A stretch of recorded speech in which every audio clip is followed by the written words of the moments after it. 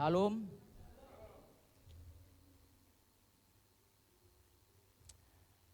Saudara-saudara, kita bersyukur buat kemurahan Tuhan, kebaikan Tuhan bagi kita.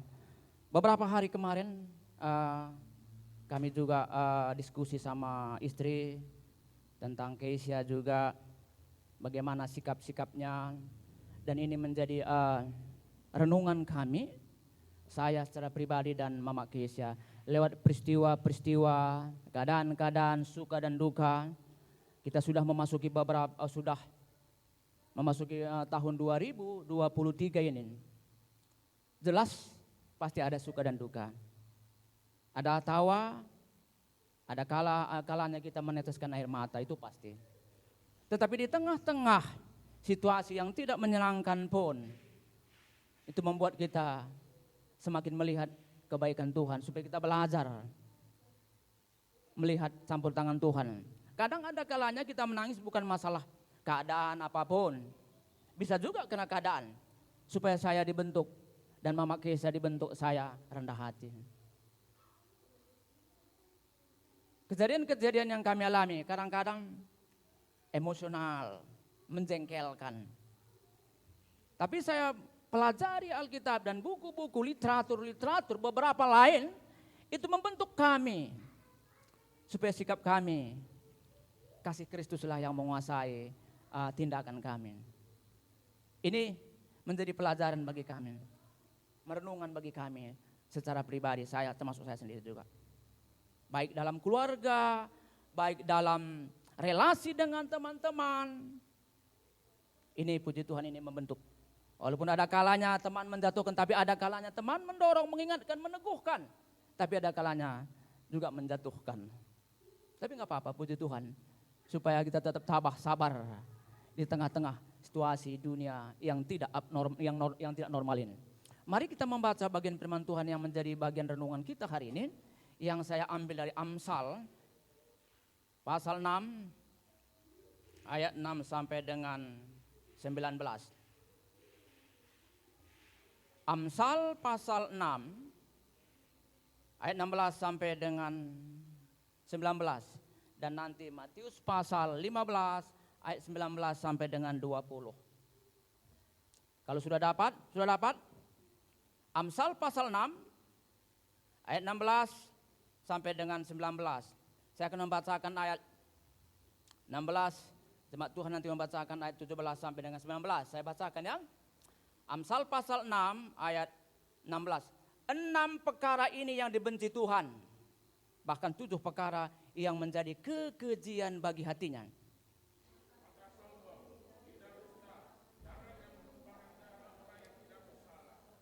Hati yang membuat rencana-rencana yang jahat, kaki yang segera lari menuju kejahatan.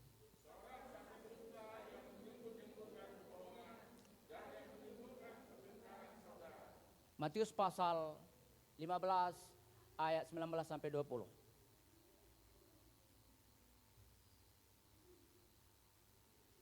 Mari kita bersama-sama membaca bagian ini karena ini cuma 2 ayat. 1, 2, 3 ya.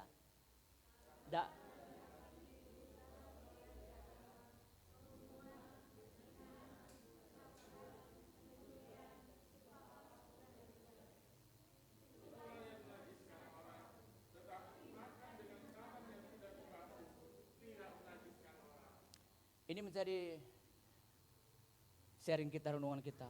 Kemarin juga di LP, ini juga yang saya jelaskan. Saudara-saudara, kalau kita memperhatikan Amsal ini, nasihat-nasihat yang dijelaskan oleh penulis Amsal, ada banyak orang setuju bahwa penulis ini Salomo. Penulis Salomo orang hebat, orang berhikmat. Bagian ini berbicara nasihat yang dijelaskan kepada semua orang. Saya kemarin ada di WA, di grup JKI dibilang begini. Kita sebagai orang percaya yang sudah dilahirkan kembali, yang sudah menerima Yesus menjadi Tuhan dan Juru Selamat secara pribadi, terus hati kita menyerahkan hidup kita, hati kita kepada Tuhan, supaya hati kita diubah, diperbaharui. Karena kecenderungan hati manusia ini kejahatan. Karena kecenderungan hati manusia dan tindakannya ini kejahatan. Kejahatan. Baik yang halus maupun yang kasar.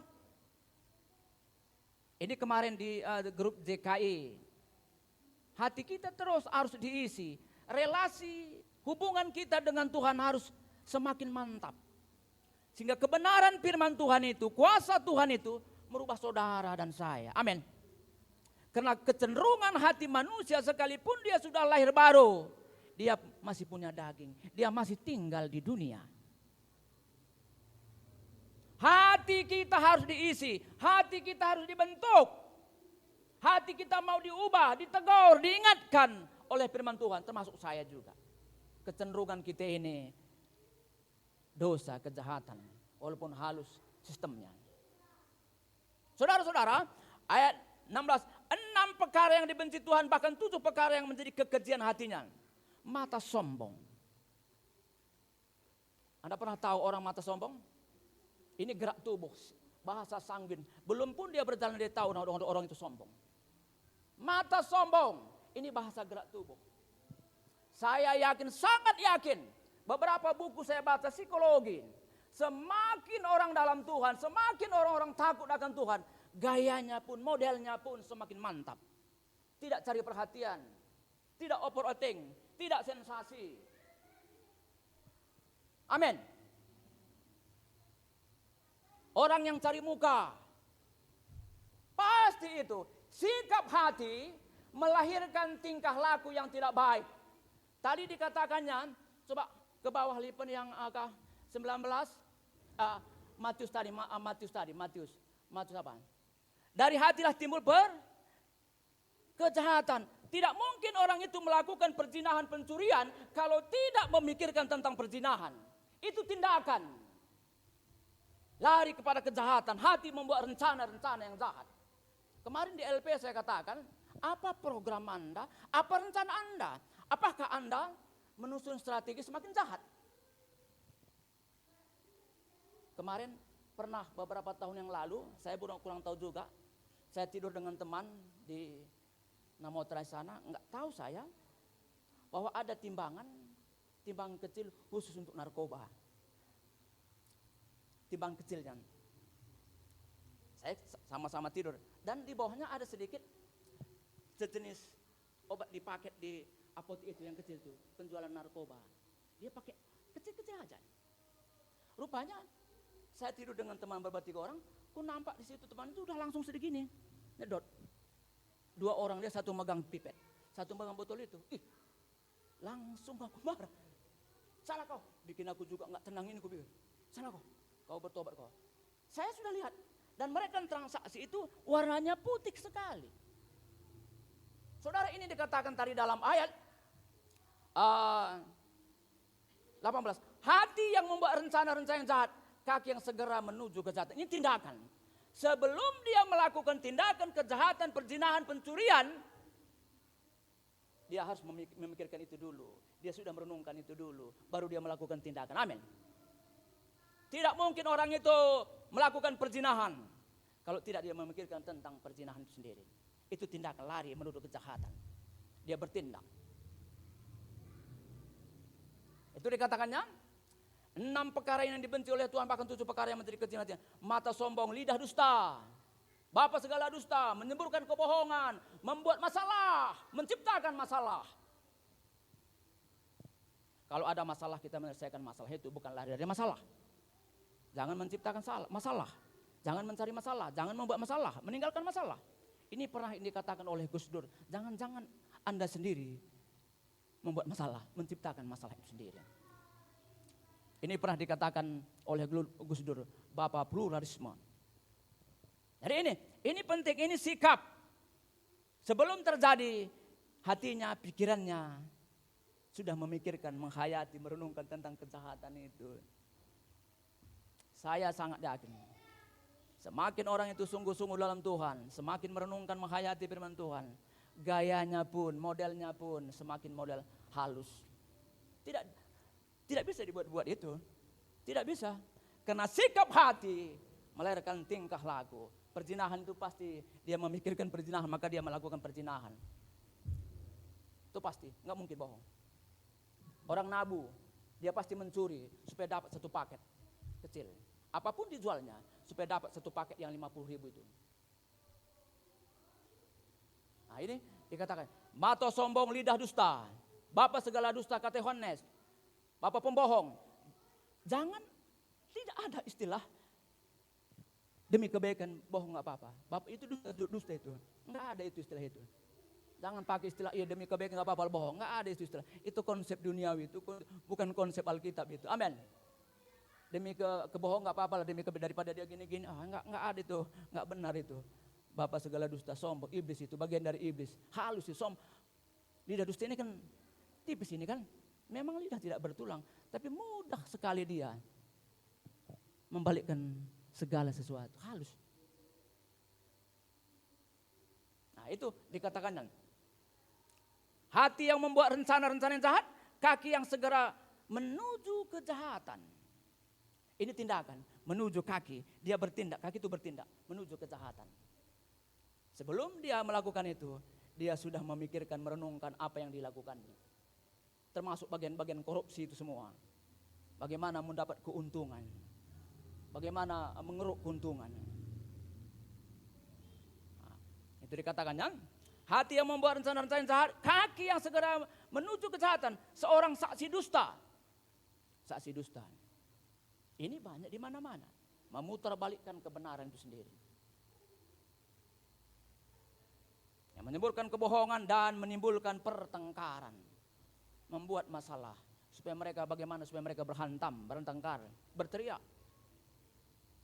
Itu maka jelas tadi dikatakan oleh Tuhan sendiri. Yesus sendiri mengatakan kepada murid-muridnya, kepada saudara dan saya. Dalam ayat 19, karena dari hati timbul, dalam perjanjian lama dan perjanjian baru, hati itu pusat sentral kehidupan manusia. Hati itu pusat sentral kehidupan manusia. Apa yang saudara isi, kalau hubungan Anda, relasi Anda, hati Anda diisi oleh firman Tuhan, maka itu akan merubah hati Anda, sikap Anda. Tadi saya sudah ulang, dalam grup JKI kita sebagai orang percaya pun harus menyerahkan seluruh hidup kita, hati kita terus diubah, diperbaharui. Karena kecenderungan hati kita ini jahat. Kecenderungan hati kita ini jahat. Tipis ini, antara cerdik dan licik. Antara cerdik dan licik ini tipis ini. Memang firman Tuhan mengatakan, hendaklah kau cerdik, bukan licik. Tulus seperti merpati, cerdik seperti ular. Apa perbedaan? Ular itu kalau dia tahu manusia, dia sudah lari. Merpati itu tulus, dia setia. Perhatikan nanti, salah satu binatang yang tidak punya empedu adalah merpati. Amin. Dia suka mengampuni, dia setia kepada pasangannya. Merpati itu tidak punya empedu, nanti Anda belah, potong. Hanya salah satu binatang yang tidak mempunyai empedu, tidak ada akar pahit. Amin. Tidak ada akar pahit. Bereskan, kalau ada akar pahit selesaikanlah itu. Buanglah itu. Apapun kalau dalam ayam, ikan, kalau pecah empedunya, pahit dia kan. Buanglah itu. Selesaikanlah itu. Hanya kuasa Tuhan, firman Tuhanlah yang menghilangkan akar pahit ini. Kalau enggak kecenderungan kita akar pahit juga.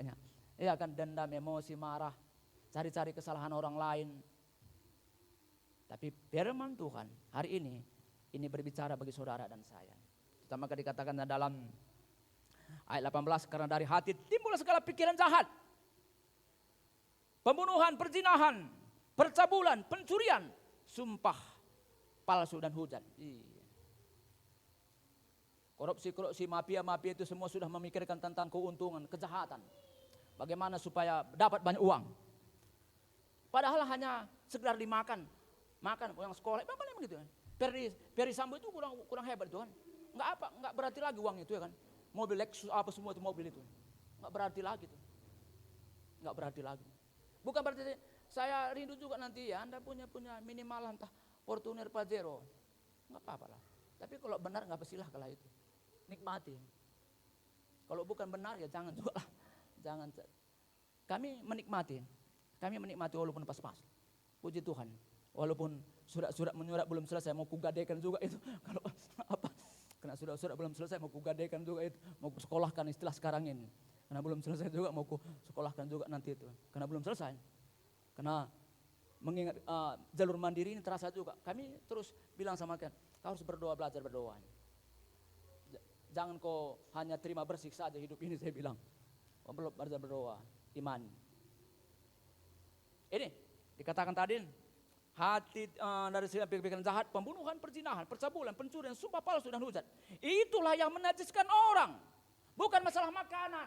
Kalau saya tidak problem soal makanan apapun, soal Anda makan. Tapi tingkat pengertian pemahaman itu berbeda. Kalau makanan itu membuat orang menjadi besak, menjadi batu sandungan bagi orang lain, jangan dimakan, kata Paulus. Saya kemarin waktu kita retreat di Brastagi, di Grand Hori itu, saya makan udang banyak-banyak pada saat itu. Hampir aku lumpuh. Tanganku kena ini, sebelah. Kucek asam urat sama kolesterol, hais, nggak ada lagi angka. Takut aku pulang gini. Udah pulang, gawat pula nanti mama kisah pula. Kenapa ini pagi tinggal udah gawat pula kan.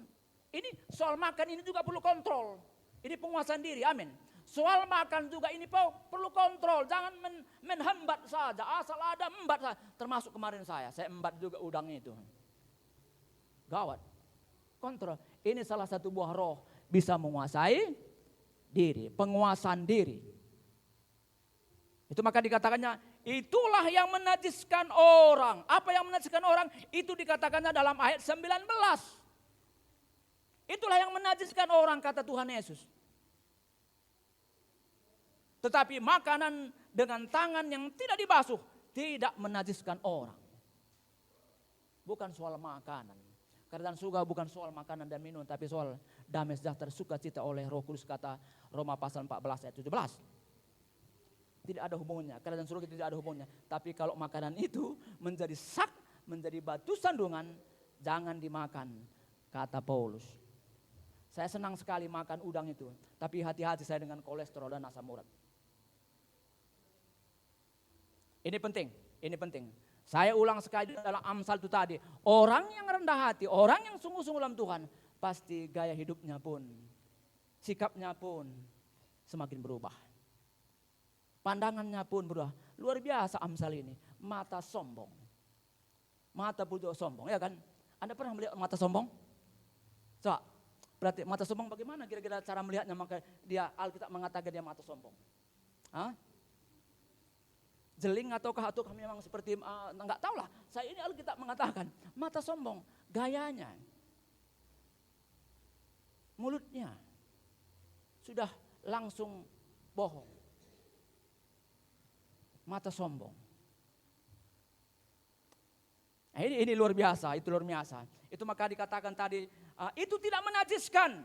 Kata yang menajiskan itulah sikap hati, pikiran yang jahat, pembunuhan, perzinahan, percabulan, pencurian, sumpah palsu. Itulah menajiskan orang. Tetapi makanan dengan tangan tidak dibasuh, tidak menajiskan orang. Amin. Soal makanan Anda mau suka apa, silahkan makan. Tapi kalau terganggu kesehatan Anda, janganlah. Saya nggak mau lagi makan udang atau terlampau banyak babi, itu gawat juga bagi saya nanti. Padahal makanan kesukaan saya itu. Ini bagian dari penguasaan diri. Jangan menhantam, menembat aja. Tuh, ini menjadi renungan kita. Saudara-saudaraku, tadi saya ulang kembali. Kebenaran firman Tuhan inilah yang terus memperbaharui hati saudara dan saya. Tanpa hubungan relasi kita dengan mantan, dengan pernah, ini kecenderungan kita rakus, tamak, mementingkan diri sendiri, itu semua itu. Jadi ini menjadi renungan kita melihat diri kita sesuai dengan standar kebenaran firman Tuhan. Bukan apa kata saya, tapi apa kata firman Tuhan. Ini penting sekali. Dan ini juga yang saya jelaskan kemarin di LP, bahwa ada banyak orang di LP. Dulu di LP dia bagus sekali memuji Tuhan, semangat sekali. Sesudah keluar makin bejat lagi. Makin buat lagi strategi bagaimana perkembangan narkoba. Ada kemarin ku dengar teman Dia keluar orang marga Surbakti, udah kaya dia, Bang, di daerah Langkat sana. Udah nggak dengar kabar informasi dari teman, apa kerjanya? Agen narkoba. Oh, udah punya mobil bagus, rumah mewah. Wah. Itu standar duniawi. Standar penilaian duniawi itu sering orang Kristen pun membuat standar itu yang menjadi masalah. Jangan membuat standar kacamata duniawi menilai anak Tuhan. Jangan itu. Ibadah juga ini, ke gereja juga ini, tepuk tangan juga, angkat tangan berdua. Mantap lagunya. Apa kerjanya saya bilang? Dulu kan pernah kamu layani si Surbakti itu Bang. Benar, saya layani. Sering saya panggil, Cara, mari kita ibadah. Iya Bang, aku lagi formal ini banget. Udah kaya sekarang. Bang, kalau kamu ke sana pasti dikasih amplop juga itu Bang katanya. Kamu juga itu. Wah, makasih. Selamat udah keluar, udah bebas lah. Saya bilang, hati-hatilah, bijak harus jangan terulang kedua kali aku bilang. Saya atur bahasa saya bijak. Jangan mudah tersinggung juga nanti dia kan. Karena ini hati-hati juga. Hati-hati. Saya kadang-kadang banyak pertimbangan juga. Jangan terlampau cepat menjustifikasi. Doakan Tuhan masih memberikan kesempatan. Kalau sudah berulang-ulang kali nanti kalau kita bilang ya kau bebal juga bilang kan. Nah hati-hati. Ini dulu di penjara di lapas 2 Bijen. Dulu ya susah, tapi sekarang udah lumayan ekonominya. Pendapatan sebulan hampir 30 juta. Itu pekerjaannya narkoba. Jangan bangga itu. Pas-pas memang ini tipis sekali, kecenderungan tergiur ini. Karena orang sering melihat ini. Penampilan. Lihatnya baju kita, harga berapa.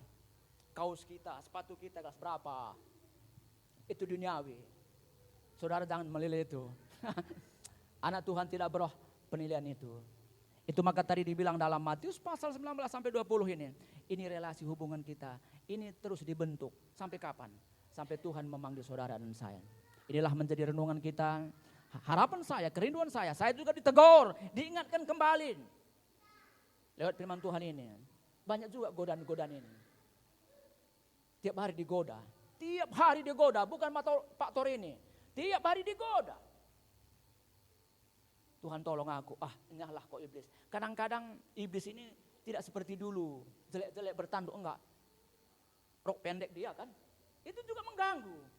Kalau Anda gak kuat, gawat juga.